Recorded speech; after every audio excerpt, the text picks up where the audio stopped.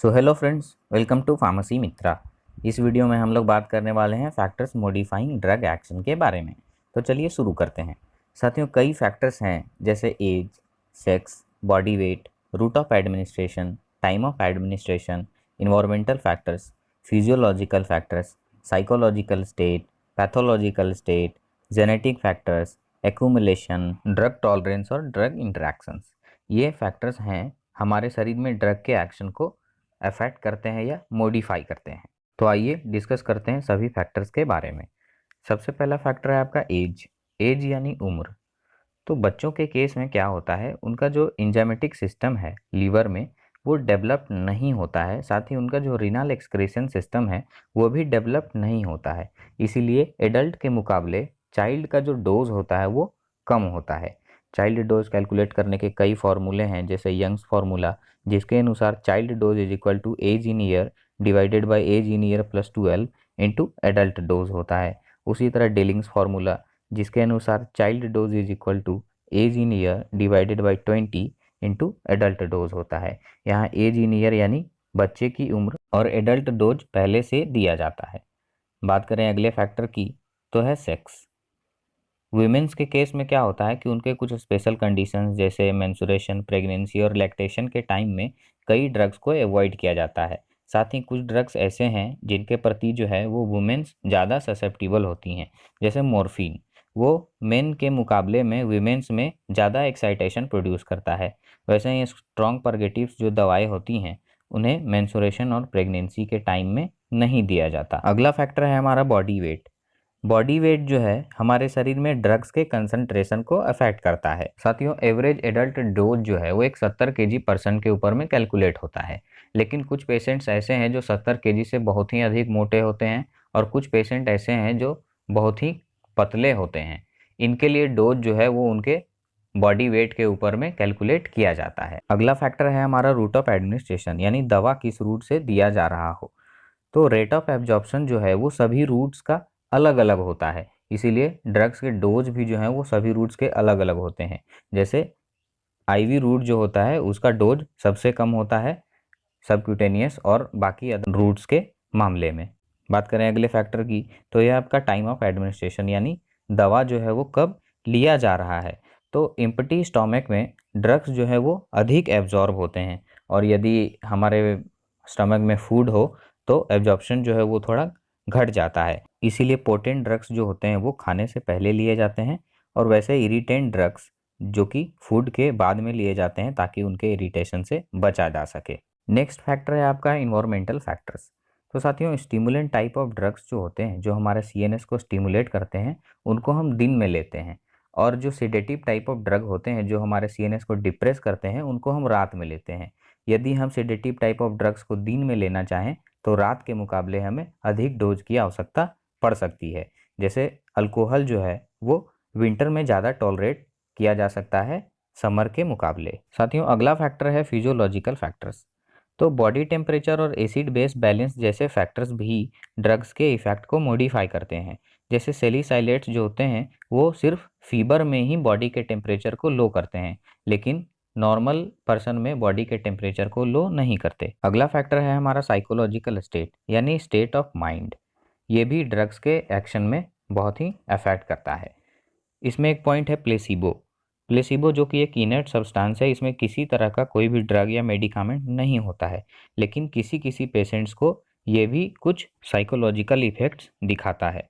और commonly used placebo जैसे lactose tablet और डिस्टिल्ड वाटर इंजेक्शन जो कि मेंटल इल पेशेंट्स में किए जाते हैं। बात करें अगले फैक्टर की, तो यह है हमारा पैथोलॉजिकल स्टेट। पैथोलॉजिकल स्टेट यानी प्रेजेंस ऑफ डिजीज़। यह भी ड्रग्स के डोज को बहुत ही अफेक्ट करता है। गैस्ट्रोइंटेस्टिनल डिजीज जैसे क्लोरोहाइड्रिया में ड्रग्स का एब्जॉर्प्शन जो है वो घट जाता है, जैसे एस्पिरिन। लीवर डिजीजेज जैसे साइक्रोसिस में कुछ ड्रग्स के मेटाबॉलिज्म घट जाते हैं, और किडनी डिजीजेज में कुछ ड्रग्स के एक्सक्रीशन जो हैं वो घट जाते हैं। अगला है जेनेटिक फैक्टर्स। तो कुछ जेनेटिक फैक्टर्स जैसे इनहेरिटेड एंजाइम डिफिशियंसीज जो हैं वो ड्रग्स के इफेक्ट को बदल देते हैं।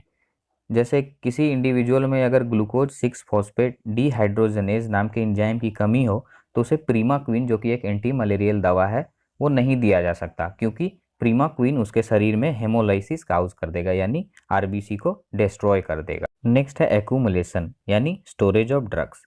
तो ड्रग्स जो होते हैं वो हमारे शरीर में एब्जॉर्ब होते हैं और एक्सक्रीट भी होते हैं, लेकिन वैसे ड्रग्स जो एक्सक्रीट नहीं हो पाते वो शरीर में ही एक्यूमुलेट हो जाते हैं यानी स्टोर हो जाते हैं।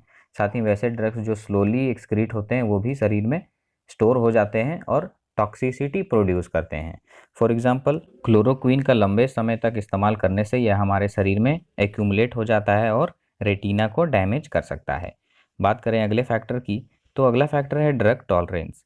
ड्रग टॉलरेंस का मतलब होता है किसी भी ड्रग के प्रति रेजिस्टेंस, जिसके कारण से हमें किसी भी ड्रग के लार्ज डोज की आवश्यकता होती है उसी सेम इफेक्ट को प्रोड्यूस करने के लिए। यह ज़्यादातर सिडेटिव ड्रग्स के केस में देखा जा सकता है। टॉलरेंस को भी क्लासीफाई किया जा सकता है जैसे नेचुरल टॉलरेंस, एक्वायर्ड टॉलरेंस और टैकीफिलैक्सिस। बात करें नेचुरल टॉलरेंस की, तो कुछ प्रजातियां जो होती हैं वो ऑलरेडी किसी ड्रग्स के प्रति लेस सेंसिटिव होती हैं, जैसे रैबिट्स यानी खरगोश और ब्लैक रेसेस अफ्रीकन्स जो होते हैं वो एट्रोपिन को ज़्यादा टॉलरेट कर लेते हैं। दूसरा है हमारा एक्वायर्ड टॉलरेंस।